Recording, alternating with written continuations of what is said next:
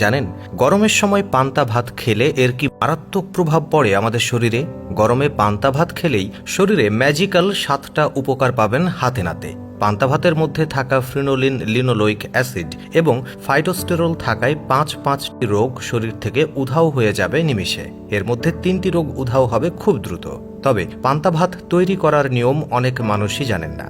বেশিরভাগ বাঙালি বাড়িতে পান্তা ভাত ভুল নিয়মে খান। এতে উপকারের বদলে অপকারই বেশি হয়।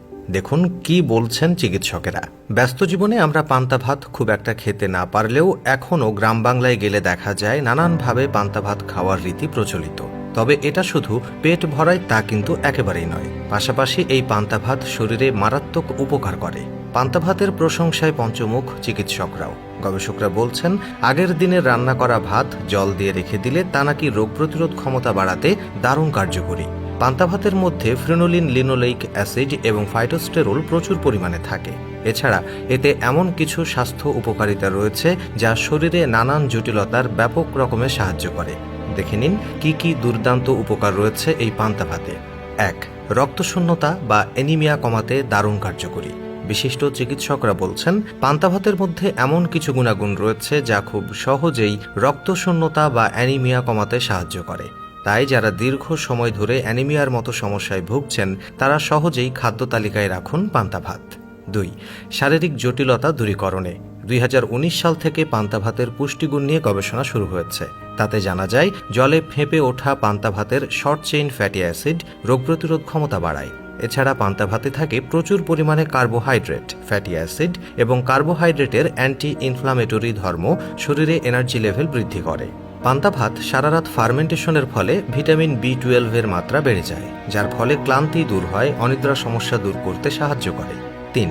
কোষ্ঠকাঠিন্য এবং রক্তচাপ নিয়ন্ত্রণে ন্যাচারাল ল্যাক্সেটিভ হিসেবে কাজ করে পান্তা ভাত। তাই কোষ্ঠকাঠিন্য কমাতে সহায়তা করে। যাদের উচ্চ রক্তচাপ রয়েছে তাদের ক্ষেত্রেও এটা বেশ কার্যকরী। সাধারণ ভাতের তুলনায় এতে সোডিয়ামের পরিমাণ কম। অন্যদিকে পটাশিয়ামের পরিমাণ যথেষ্ট বেশি, যা নানাভাবে উপকারে আসে। 4. ওজন নিয়ন্ত্রণে সহায়ক। ফার্মেন্টেশনের কারণে পান্তায় কার্বোহাইড্রেট এবং ফ্যাটের পরিমাণ অনেকটাই কম থাকে। তাই অনেক ক্ষেত্রেই ওয়েট লসের কার্যকরী হয়। তবে অবশ্যই সেটা সীমিত পরিমাণে খেতে হবে।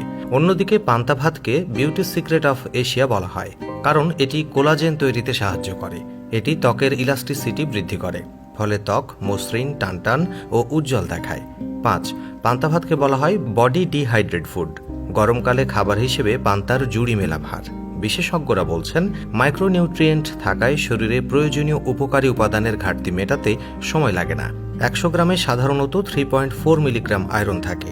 অন্যদিকে পান্তা ভাতে আয়রন থাকে প্রায় 73.91 মিলিগ্রাম, অর্থাৎ প্রায় 21 গুণ বেশি। 6. তারুণ্য ধরে রাখতে নিয়মিত পান্তা খেলে কোলাজেনের পরিমাণ বাড়ায়, যা ত্বক টানটান রাখতে অর্থাৎ তারুণ্য ধরে রাখতে সাহায্য করে।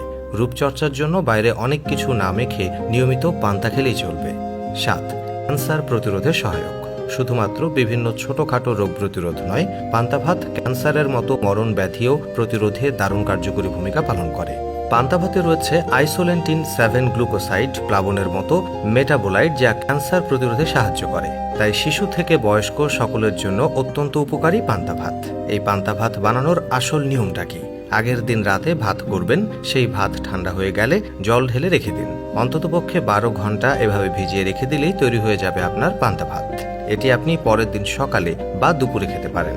অনেক মানুষ আগের দিন সকালে বা দুপুরে রান্না করা ভাত রাতে পানি রেখে পরের দিন সকালে বা দুপুরে খায় সেই ভাত, কিন্তু এটা ভুলেও করবেন না। এতে উপকারের বদলে অপকারী হবে। তো দর্শক, এই নিয়ে আপনার মতামত কমেন্টে জানাতে পারেন। আজ এখানেই বিদায় চাইছি। এতক্ষণ সঙ্গে থাকার জন্য অসংখ্য ধন্যবাদ।